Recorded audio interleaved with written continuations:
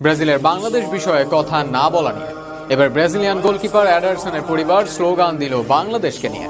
ব্রাজিলের সমর্থকদের হাতে বাংলাদেশের পতাকা স্টেডিয়ামে বাংলাদেশের নামে মুখরিত করেছে তারা।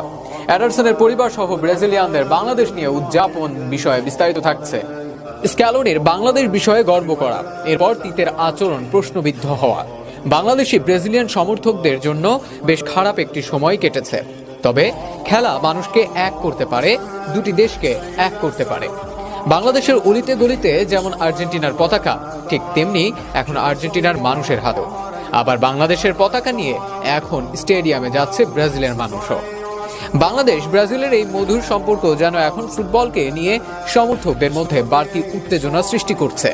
এর আগে আর্জেন্টিনার বিষয়ে বাংলাদেশে এত সমর্থক নিয়ে গর্ববোধ করেছেন কোচ স্ক্যালোনি। এছাড়া আর্জেন্টিনার অনেক মানুষ যখন বাংলাদেশকে নিয়ে সোশ্যাল মিডিয়ায় পোস্ট দেয়, তখন সেটি নিয়ে বেশ বিতর্কে ছিল ব্রাজিলের সমর্থকরা।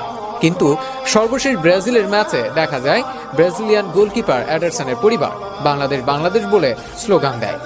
বাংলাদেশের ক্রিকেটকে সমর্থন দেওয়ার জন্য Argentina fans of the Bangladesh cricket team নামে ফেসবুকে একটি গ্রুপও খোলা হয়েছে। প্রতি 4 বছর পর পর ফিফা বিশ্বকাপ এলে বাংলাদেশিদের ফুটবল উন্মাদনা নতুন রূপে ধরা পড়ে। কিন্তু এবারের কাতার বিশ্বকাপ বাংলাদেশের জন্য একেবারেই আলাদা, কারণ বিশ্বকাপের গ্রুপ পর্বের ম্যাচ শেষ হতে না হতে এখন বাংলাদেশের নাম জানে আর্জেন্টিনা ব্রাজিলের লাখো